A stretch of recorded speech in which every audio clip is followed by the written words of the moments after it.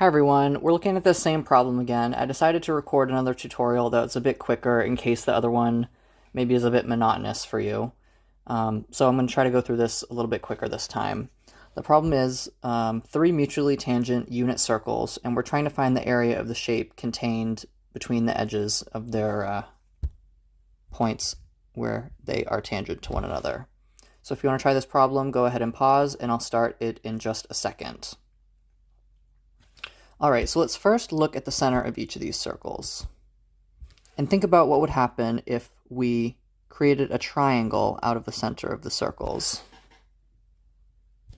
Well, since they are tangent at one point, and they all have radii of 1, these lines are going to be the same as two radius lengths of each of the circles. So it forms an equilateral triangle of side length 2. And let's also notice that this triangle is made up of three circle sectors, sector 1, sector 2, sector 3, combined with the area that we're looking for. So let's say T is the area of the whole triangle, and it's equal to 3 times the area of a sector plus x, which is the area that we're looking for. So to find x, we can simply say that it's T minus 3s. And this is going to be easier to find because it's going to be easier to find the area of the triangle and the sector than it would be to directly find the area of that space in the middle. So first let's look at T. Well, we have a triangle with side length 2, and if we drop a line down from the middle, it's going to form a 90-degree angle with a base of 1 and a hypotenuse of 2. You can apply 30, 60, 90 rules here, or you can apply the Pythagorean theorem. And we're going to get that 2 squared is equal to 1 squared plus the height squared. So we're going to get that 4 is equal to 1 plus the height squared, that 3 is equal to the height squared by subtracting 1 from both sides, and as such, we're going to get that height is equal to the square root of 3. The area of a triangle is equal to 1/2 times the base times the height, so we're going to get 1/2 times the base, which is 2, the full base. Not confuse it with the half of the base that we got from dropping this.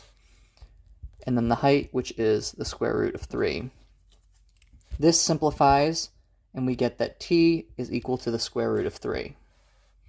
Now, let's look at S.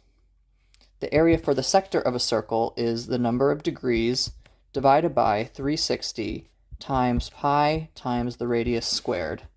Since it's an equilateral triangle, the degree number is going to be 60, and the radius is just 1, pi times 1 squared. This simplifies out to 60 over 360 times pi, which is pi over 6. So now all that's left to do is to plug into this equation that we have here for the shape that we're looking for. So x is equal to t minus 3s. Well, we got that t is equal to the square root of 3. We got that s is equal to pi over 6. And this simplifies out. Square root of 3 minus 3 pi over 6 simplifies to pi over 2. And there we go. There's a final answer. Thanks for tuning in.